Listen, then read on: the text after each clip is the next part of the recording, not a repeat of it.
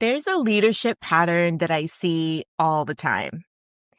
And most people don't notice it because it doesn't look like a problem.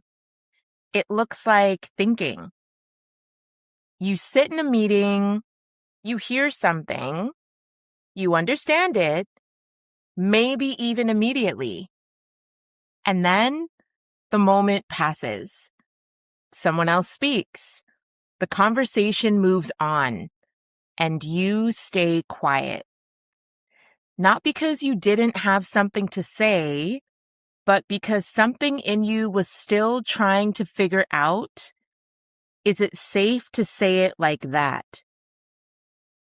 And then the meeting ends. And suddenly everything becomes clear. On the way home, in the shower, in Slack drafts you never send. That's the pattern. You don't lack clarity, you lose timing.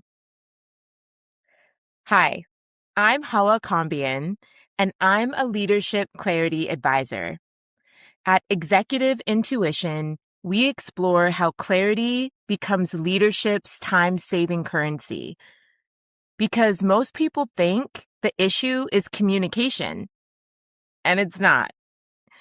The issue is that in many teams, belonging starts editing perception in real time.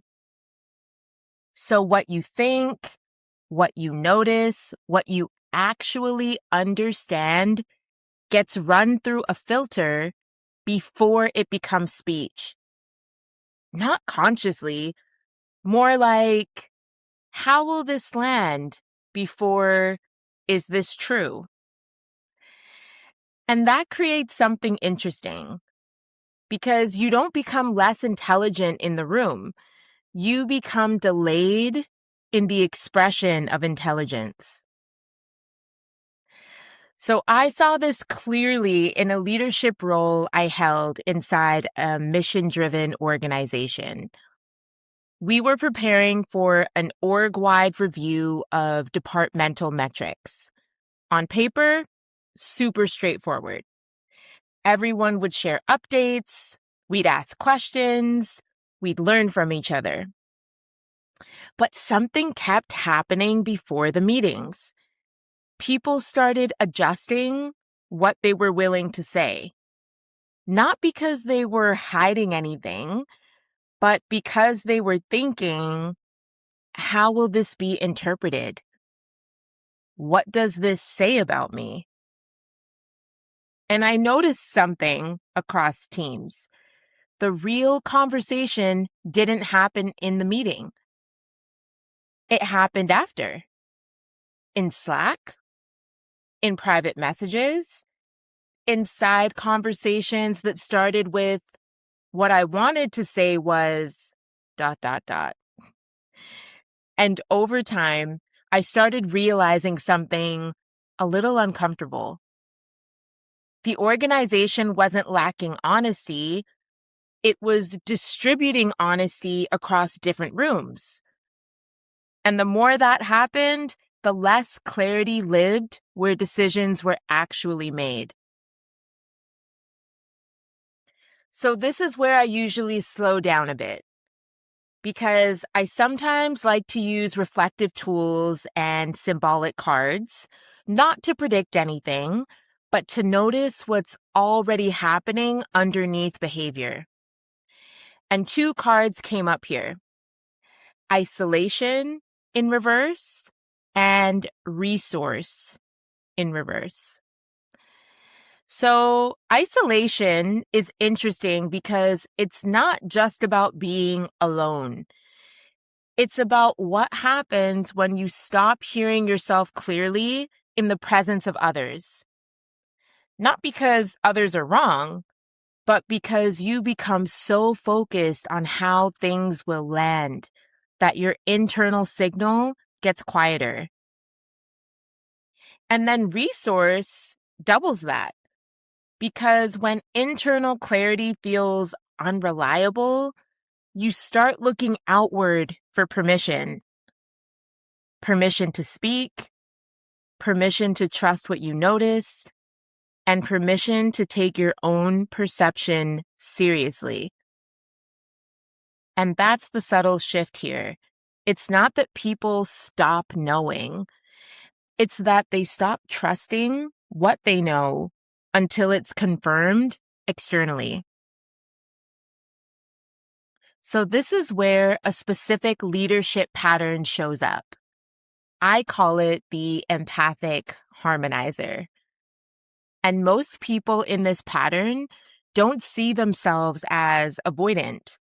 They see themselves as considerate, saying things like, I don't want to derail the conversation, or let me soften this so it lands well.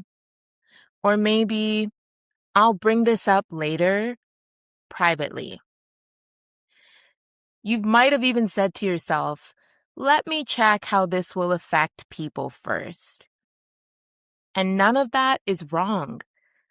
In fact, it often comes from real intelligence about people. But over time, something shifts. You stop reading the room and you start managing the room internally before you even speak. So what gets lost is not voice, it's immediacy. And in systems like this, something else quietly forms. Those informal truth channels. Because if truth can't land in the meeting, it goes somewhere else. Afterwards, in fragments, through translation.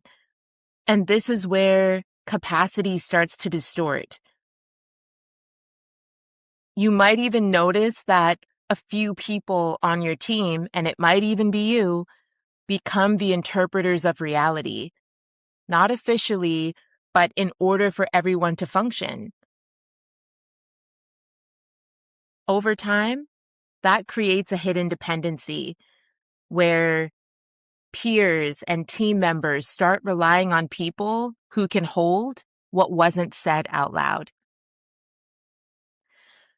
So, a few reflection questions here for you to sit with. Where am I noticing something in real time, but only trusting it after someone else confirms it? Where am I editing my clarity to protect belonging? And maybe the most important one, what do I already know in the room that I only allow myself to say after the opportunity is gone? And here's one small behavioral observation. If your clearest thoughts consistently arrive after the meeting, it's not just reflection. It might be delayed expression. And clarity that arrives late changes how leadership functions because timing is part of truth. If this pattern feels familiar, I go deeper into it in our latest Executive Intuition article on Substack, where I explore how belonging quietly edits truth inside organizations and how this creates informal systems of communication that slowly replace decision-making spaces. And if you're navigating this in real time, I also explore these patterns on Insight Timer, where we work with what it feels like in the body when truth arrives before it can be spoken. Because clarity isn't just what you know, it's when you allow yourself to say it. Thanks, and I'll see you on the next one.